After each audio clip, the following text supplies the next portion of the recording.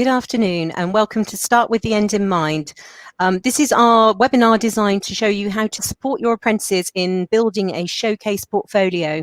I'm Ali Cox and I'm Head of Apprenticeships, and I'm joined by Kat Cleaver, our Assessment Development Manager. Just let me present my screen rather than giving you all the information you don't need. We will be taking you through today how to build your showcase portfolio. We've got about 60 minutes today, and if you've got any questions, please do pose them via the chat function today, because that will mean we can pick them up and address them towards the end. We've had a couple in already today, which is fantastic. We hope the content today will cover those questions off, but if not, please use the chat function to ask further evidence. So what we're going to cover today is, what do we mean by a showcase portfolio, how to go about building a showcase portfolio, the thorny question of what is meant by one piece of evidence, the triangulation of evidence, the examples of how to build a 20-piece showcase portfolio. And this is based on the revised Level 3 Team Leader Assessment Plan, but is equally pertinent to the new Operations Manager, but also Senior Leader as well. So if you're delivering those particular standards, then obviously this will still be very helpful to you.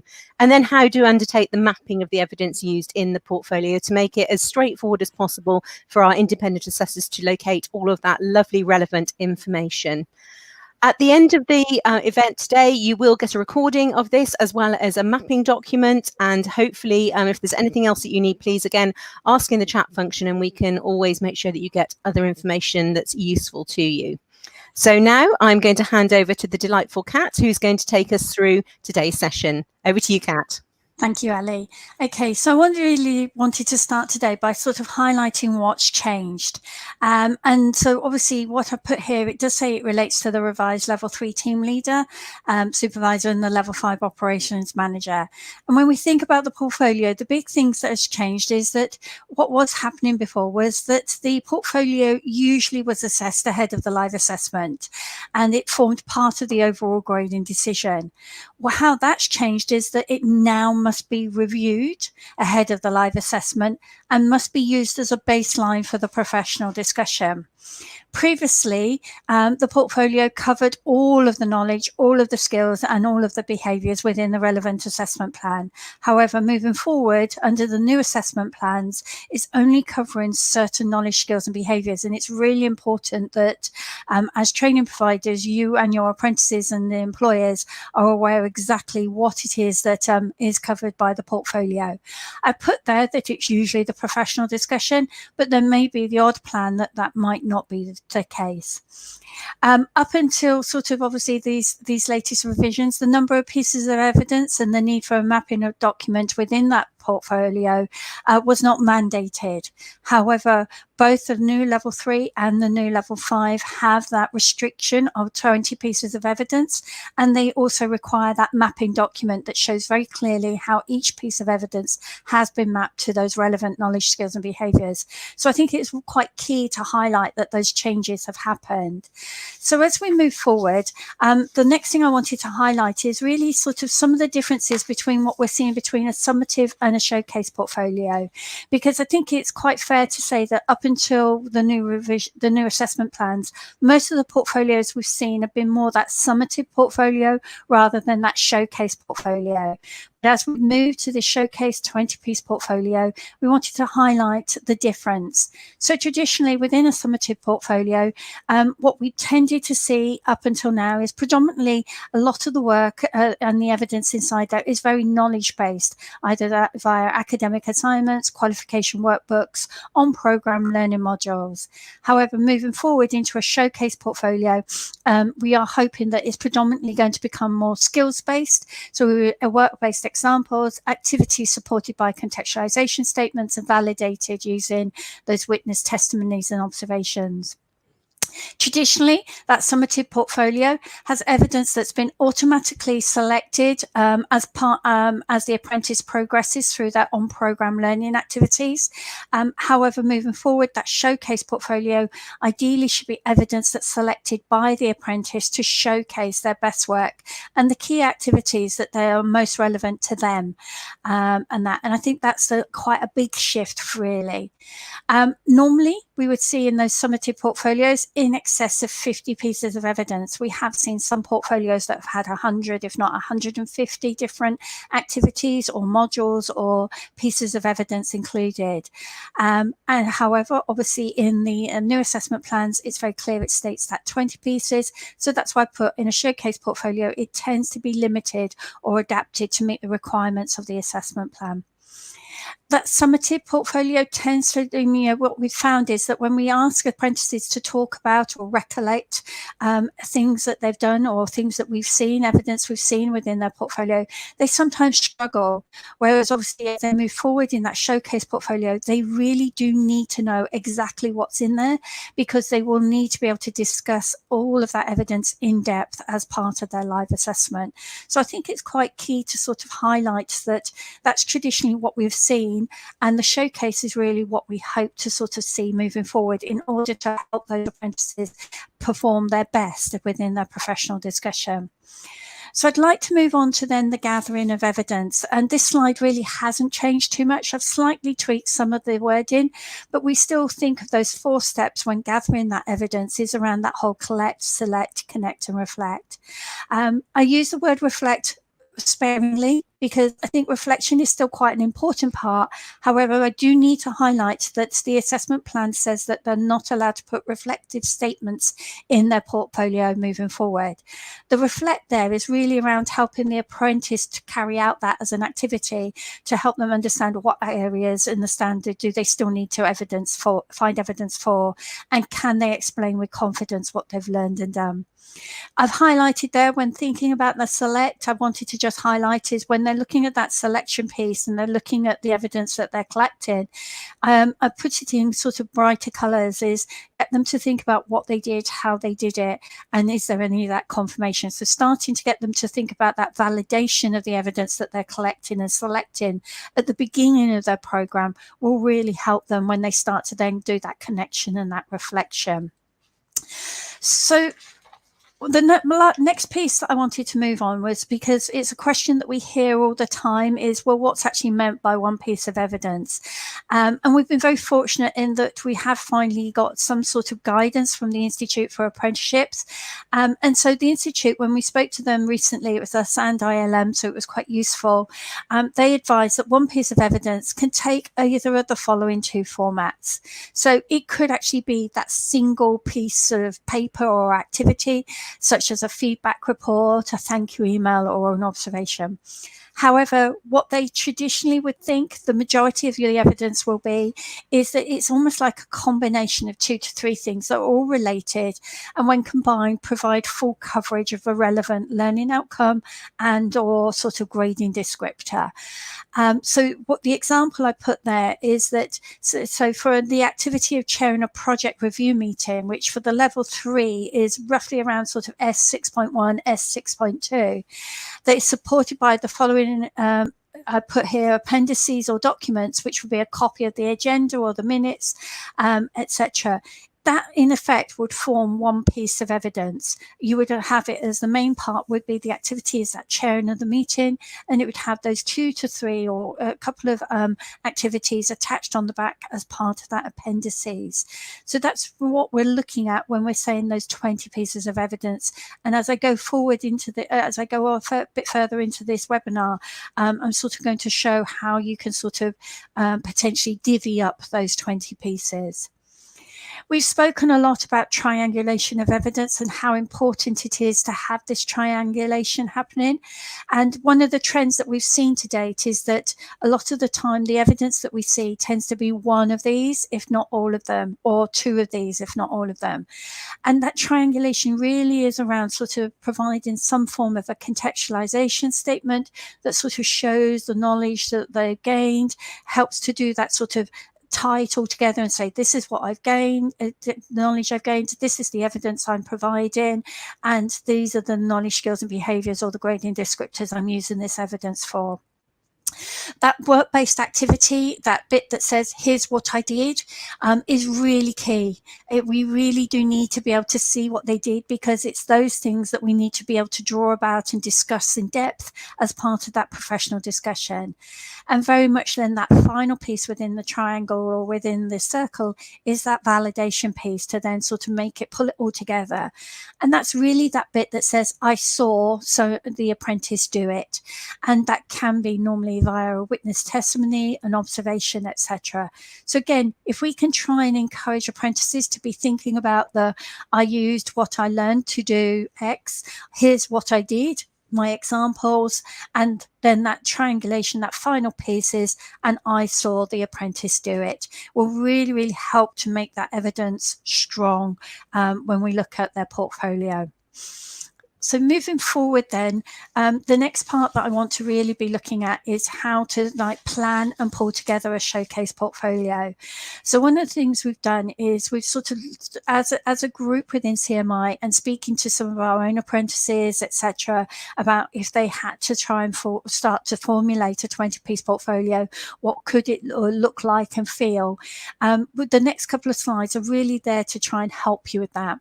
So like I've said, is the portfolio for the level 3 team leader. As I said, this can be adapted for most of the other assessment plans, certainly for the new level 5, the new level 7, and some of our business admin ones, etc.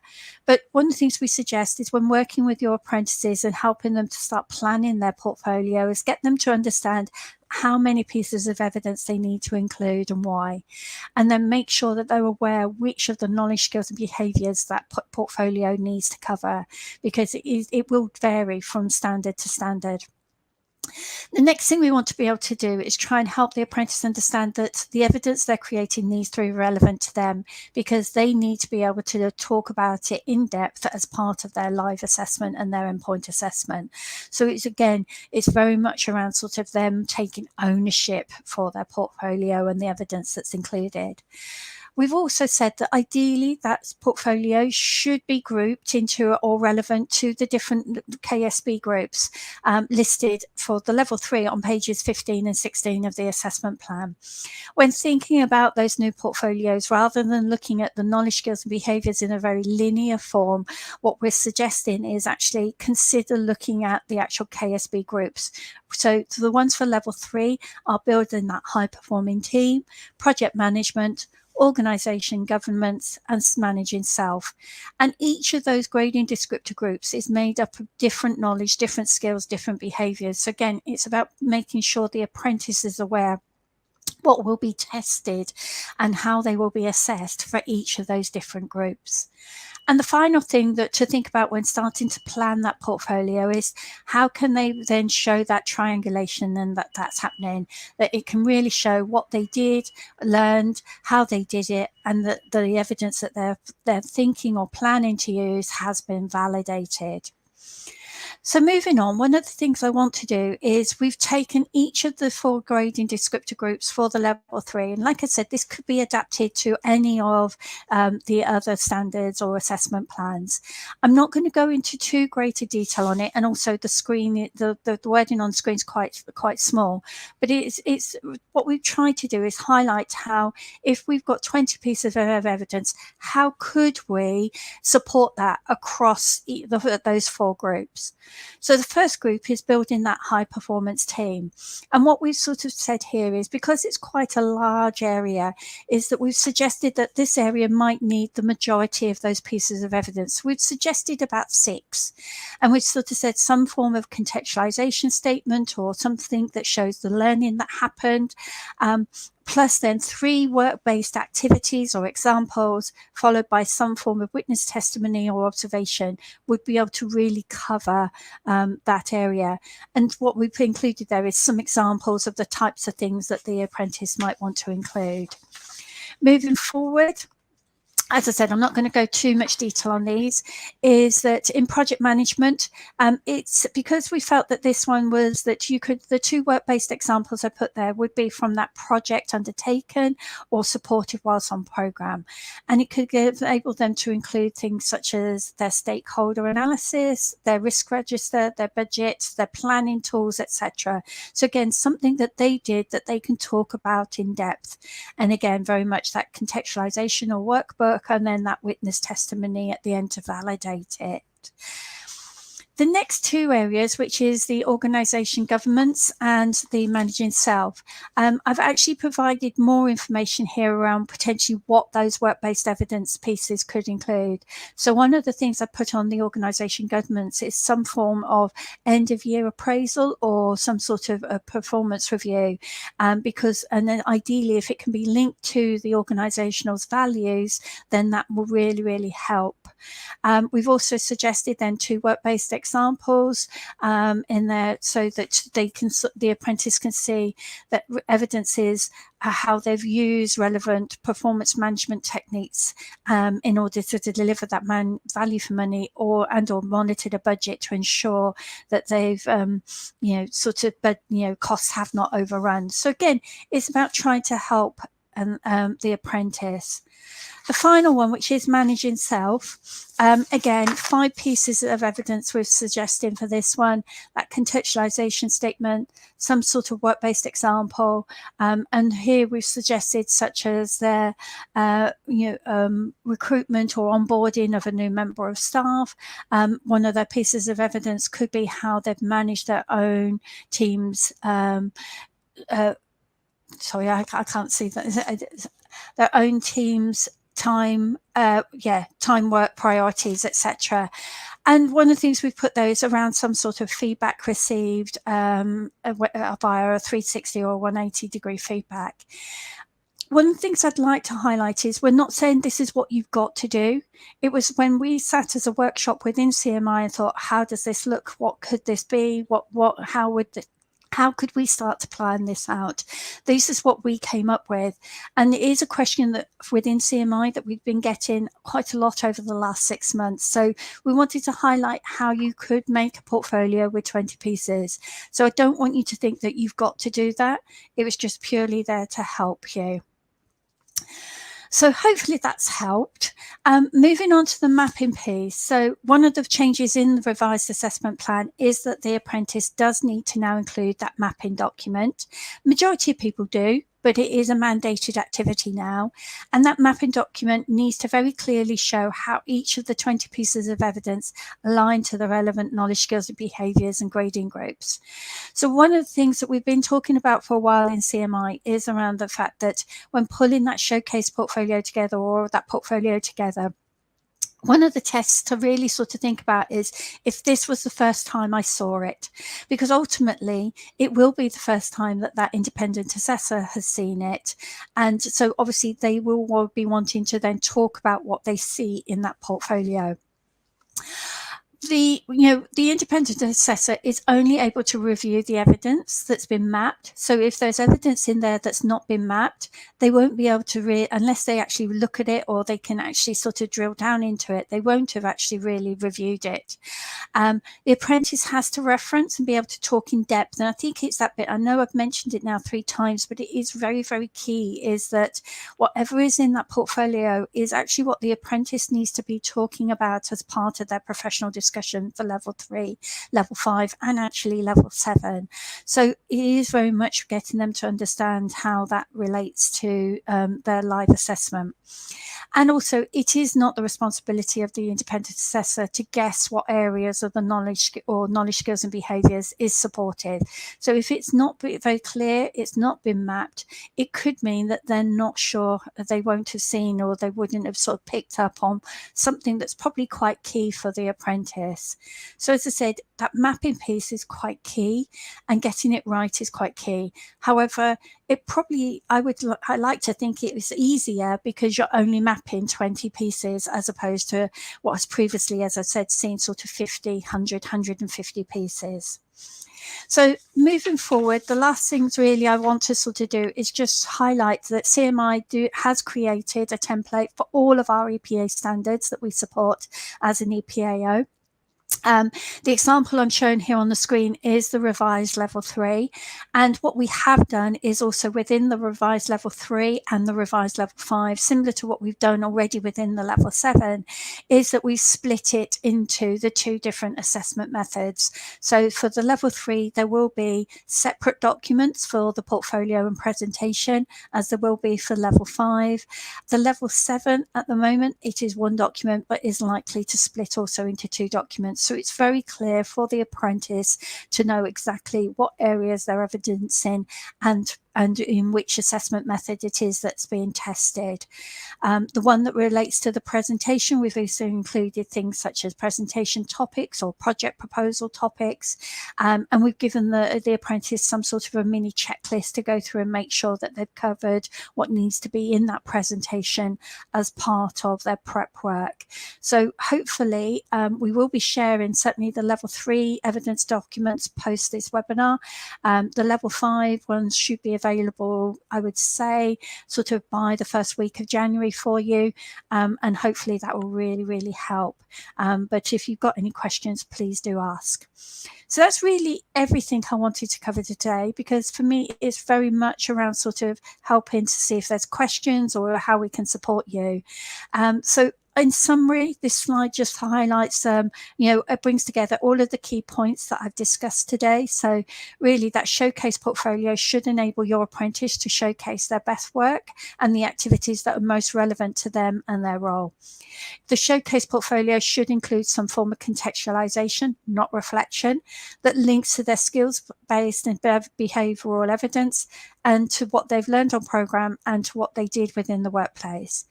The showcase portfolio needs to be validated using witness testimonies and or observations, and the evidence within that portfolio needs to be clearly mapped to the KSBs within the relevant assessment plan.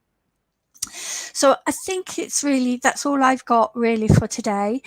Before we move on to questions, I do want to highlight that you will be getting copies of the slides post this webinar. So please take some time to look at that example that I very quickly ran through earlier. But also at the back of this slide pack, we have actually included the example mapping activity that we had previously run through with you. We've changed it so that it becomes very much an activity you can deliver to your apprentices, and so I'm not going to go through the activity today, but it really gives you that opportunity to be able to help your apprentices run through this with them and how to map that activity against three work-based scenarios. So we're including that with the webinar, and as I said, they are part of that slide pack for you to be able to use post this session. So Ali, that's all I've got, unless there's any questions. There are indeed questions, Kat. So forgive me if I just look slightly off screen. I'm looking at a different screen so I can capture all of these questions. Excuse me. So Tracy has asked, reflection for level 7. Is a reflection diary not to be included? We have a 1,500 word assignment as part of each module. At level 7 at the moment, it isn't a problem. It's mostly the level 3 and the level 5 at the moment that the Institute has said they don't want those reflection statements in. At level 5, I was part of the workshop and we had a lot of discussions around the use of reflection statements and being a reflective man, how reflection is a really important skill of a manager and leader. So at level 5, the Institute did relent and said we were allowed to have a reflection statement just purely for the reflection on their own skills, etc., as part of the, I think it's managing self area of the standard.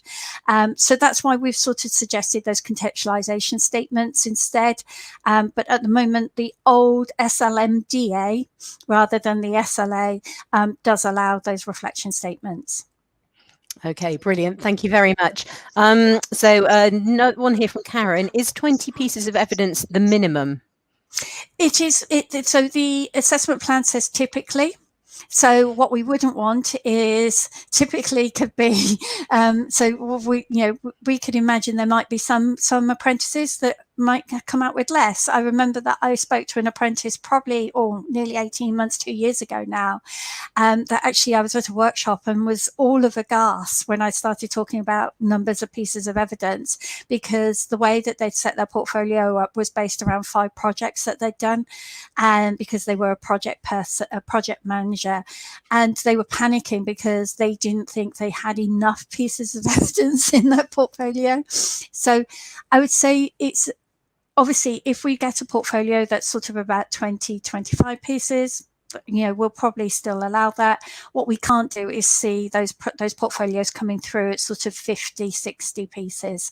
So it's just about, and I think it's also helped by the fact that we've now got that guidance from the Institute, how you can sort of, in effect, sort of keep one piece of evidence, like bundle it together, in fact, as long as it's like an appendice or an annex that really relates to the activity. But so that's really what we're going from. Excellent, thank you. And next question is from Sue. At what point does a contextualized statement become a personal statement / reflection? Good question. I suppose for us, it's the contextualization statement. So normally in a reflection statement, you would probably have some form of lessons learned, that type of reflection. We have created a contextualization statement template, which will be available on our toolkit. And very much it's to try and help sort of take away that sort of I could do, I would do, that type of thing, or that lessons learned, etc. piece, or that impact piece. And the contextualization statement is really almost like that sort of pulling it all together type activity, which shows this is what I learned. This is the evidence I'm supporting this learning, or I'm highlighting, and these are the areas I'm covering. So that's the way that we're looking at it at the moment. We're not allowed to have that whole sort of, oh, I learned this from it, the impact this has had on it, that type of thing. So it is a bit of a grey area, I would guess, but it's the best way that we could try to get around it to be able to help pull everything together. Okay, thank you, Kat. I hope that helps, Sue. So Chris has asked the question, and it's really just seeking clarification here, Kat. So to clarify, the summative portfolio only needs to be mapped to the criteria relevant for the professional discussion and not the presentation. If you're looking for the new revised level 3 or the revised level 5, yes, and also the same for the originals level 7 SLMDA. So yes, it very much is that moving forward, that portfolio is no longer covering absolutely everything. Each of the different assessment plans now have selected areas that portfolio needs to cover. So it's really important that that's the only areas that you're including evidence against. Excellent. Thank you very much. And we have just, again, more of a comment probably for Paul here. So although there are a maximum of 20 pieces of evidence, we have to evidence fewer of the KSBs in the portfolio. So this should make it more feasible. Is that right? Yeah, I would hope so. And that's when we were looking at it, we were thinking, so we know that traditionally, some of our training providers do the CMI qualification, which is 8 units. And actually those 8 units cover the whole of their standard. And naturally that may actually also reduce some of that work as well, because the portfolio is only covering 3 or 4 of those areas. So it is very much that whole piece around sort of, I think if I remember right, it's something like 24. So it's about 50% of the knowledge, skills and behaviours are going to be evidenced. And then the other 50% are picked up as part of that presentation. Brilliant. Okay. And then we've got a few from Renee. So I'll probably split them into 2 here. Renee asks, can we please advise where the KSB numbers, for example, K8.1, S8.1, and a description of them are listed, and how are they linked to CMI's ACs? Okay, so the new alphanumeric codes are the codes that have been set by the Institute for Apprenticeships. And so the easiest way to describe it is if you look at the standard and think of, oh, pardon me, I'm so sorry. And think of 1, 2, 3, 4, 5. And so 1 will have a knowledge 1 and a skills 1. And then you'll have, same all the way down. And then you get to behavior 1, behavior 2, behavior 3, behavior 4. So that's the easiest way to describe how the new alphanumeric codes work. How they relate to the CMI previous alphanumeric codes is that one of the things we are doing is everything we include, including our mapping documents, we're very clearly showing both sets, because we know that traditionally a lot of the programs that training providers will have set up will be under the CMI alphanumeric identifier codes. So we're making sure that we're including both sets of codes so that anyone looking at it could understand which ones are the KSBs as per the Institute and which ones are the CMI. And if I remember rightly, if you on the slide that it shows that mapping document, I know it's quite small today, it actually clearly shows CMI's codes and then the Institute's codes. So the training provider and the apprentice will know exactly which is which. Brilliant. And so the next part from Renee was that she's seen that the evidence locator document uses other numbers that are used by CMI that she believes are new. Are those replacing the ACs? So I think that sort of answered that question, Cap. Is there anything else we need to add?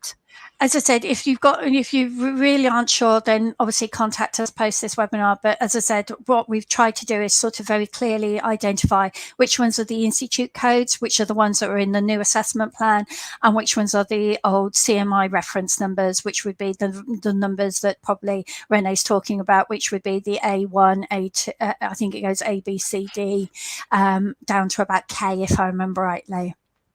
Okay, excellent. And so Renee, she just comments that the reason she's asking is mapping the assessment booklet to the new endpoint assessment to make use of all of that. So hopefully, Renee, that helps. And another bit from Renee is just in terms of the bundle of evidence. So a bundle of evidence with an agenda, observation, meeting minutes, witness testimony, etc., could count as one piece of evidence. So does that mean that 20 pieces could then actually be 100 if they were sort of not bundled together? So the observation and the witness testimony potentially probably wouldn't be included in that bundle. That would be classed as that validation piece. So the actual piece of evidence. So what you would look there is what is the actual sort of activity. So if the activity there is that meeting, it would be the agenda with the meeting minutes, and then that observation witness testimony would sit outside of it as that validation piece. So it is about just being very careful that those pieces of evidence don't go very large, and obviously any evidence needs to make sure that it's time stamped, etc., paragraph stamped, because obviously if you've got sort of 3 or 4 things that have all been pulled together, we need to know exactly where to look and where to find what it is that the apprentice is trying to highlight. Okay, thank you. We've got another going back to reflective statements here from Paul. So it's sort of split across 2 questions that are in the chat. So Paul says, if we have reflective statements as part of our programme, but they're not valid for endpoint assessment, is that going to be a challenge for the 20% off the job as it isn't worked towards the apprenticeship? So I think the reflection statements still have a part of that on program as part of that 20% off the job. It's just that for the actual endpoint assessment, we're not allowed to look at those reflection statements as part of that endpoint assessment. The Institute, I'm so sorry, we had so many discussions around reflection statements, didn't we, Ali? But it's really what they want to say is that reflection statement is just them talking about it and what they did and how they did things, and they want to be able to it's moving away from that, and really sort of I think the Institute is trying to encourage more of that work-based activity and less of that sort of assignment-based, knowledge-based and reflection type activity that was coming through in the portfolios. So as I said, it is something, it's listed, it is very, very clear in the revised assessment plan. So it is, you know, we can't take that as part of endpoint assessment, so we wouldn't be able to review it and we wouldn't be able to class that as a valid piece of evidence. Okay, so hopefully, Paul, that helps. So Lee has asked, is the contextualization document, just get my teeth in, sorry, contextualization document available now in the toolkit, please? Okay, so I should have the new toolkit for the new level 3 live within the next couple of days. I've just got to do the final checks. But one of the things I will do is I'll include a copy of the contextualizations template post this webinar, along with the 2 evidence locator documents for the portfolio and the presentation for the level 3. Brilliant. Thank you very much. Another one from Renee here. Budgeting and finance aren't mentioned in the assessment plan, pages 12 to 16.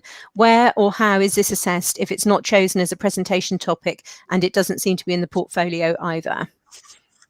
Okay, so I believe the areas that are covered, and I think it's about that understanding of exactly what is actually, I'm just opening my piece of paper, just bear with me 2 seconds. So if I remember rightly, it comes under organisation governance, and it's very much around sort of, if the areas are, is that bits where it talks about how they operate within their organisation's values, but it's also about the application of organisational governance, compliance and performance management techniques to ensure deliver value for money and monitor budgets to ensure goals do not overrun. So it's that very first grading descriptor under organisation governance. I think there's always been that tendency with the level 3 that meant that people thought they needed to actually have a budget and show how they've monitored a budget. But actually the Institute has said it's really around sort of that, how they take the governments, the rules and regulations in effect, and how they make sure that costs do not overrun and that they're delivering that value for money. So look at those grading descriptors against organisation governments and you'll see the areas that are covered under the finance areas of the standard. Excellent. Okay, hopefully that helps, Renee. And then we have a question from Pamela. If we have an electronic portfolio, the learner may upload all their work there. So there will be a separate group for the showcase portfolio. Will that be okay? Yeah, I think that's again something that we heard from the Institute, and certainly when we were working with other endpoint assessments organisations on the revisions with the Trailblazer Group and with the Institute, was around the fact that traditionally those summative or those electronic portfolios tended to be almost like a replication of the on-programme learning. So that's when you ended up with quite a large number of pieces of evidence. One of the things we're trying to encourage is, wherever possible, because that naturally meant that the apprentice couldn't remember everything, if you can try and get your apprentices to think about separating out their showcase or making sure that whatever is included in that electronic portfolio is very clearly highlighted or separated into a different folder or a different active area for us to be able to access. Because again, when we're looking through sort of sometimes in excess of over 100 different activities, especially one of the things I've noticed previously is that some electronic portfolios, the referencing that's in the portfolio and the system is different to the referencing that we see in the mapping document. So I know when I was talking to some of the assessors, they said that was one of their biggest problems, was that they were looking for, say, something that was meant, referenced as managing self activity 2, but it was actually showing as some sort of module 7, week 2, that type of reference. So it's just bearing that in mind. Excellent. Thank you very much. And then there was a quick question from Rosanna. When will we get updates on the level 5 EPA and mapping? Okay, so we have a webinar. I'm back in this chair on Monday morning next week doing very much a comparison webinar around the changes to the level 5. For those of you that are on the call and are from level 7, we will be doing a similar one for level 7 as soon as the revised plan for that one has been released, or we know a little bit more. So we have the level 5 comparison webinar next week. We will then be working on the documents that relate to that. I'm already starting to pull some of that stuff together. And as I said, our aim is to start being able to share some of the materials relating to that very quickly in the new year. Excellent. Thank you, Kat. Well, those are all the questions that we've had. So I'll just give people a couple more seconds to quickly type if you have got any other burning questions. Obviously, if there's something that springs to mind when you review the slide deck, when you get that after this particular webinar, please just drop us a message, epa@managers.org.uk, and we'll get back to you, or talk to the engagement team. Either approach is absolutely fine. We will be running further webinars around, obviously, the new new look, shall we call it, team leader and its assessment plan as we go forward. We've got one more to go in the series of 3 this month, which will be in December.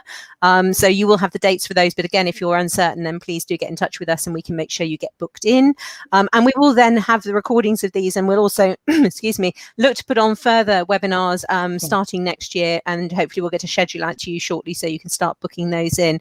I'm sure you can appreciate we are potentially in the territories of webinar overload with all of the changes going on, but we'll do our best to make sure it's as clear as possible and gives you everything that you need. But if there's anything we're not doing or anything that we're not covering that would be of real value to you, please again tell us, because we do always respond if we can to the things that actually would make your lives easier, because the chances are it will make our lives easier too. Yeah, okay. And I just wanted to highlight one of the things we're looking at here is, so today we've done this webinar around supporting your apprentice in building a showcase portfolio. Our aim is over the next couple of weeks is to do something which is aimed at the apprentice. That is a webinar that is pre-recorded potentially that you can share with your apprentices. And we are also looking at something in this series which is how to support your apprentice in leading their professional discussion. So again, it's very much helping them understand the difference in a professional discussion compared to a competency-based interview. So if there's other things other than those 2 topics that you need, as Ali said, if you can mention it, then please, pop it in the follow-up to this webinar today.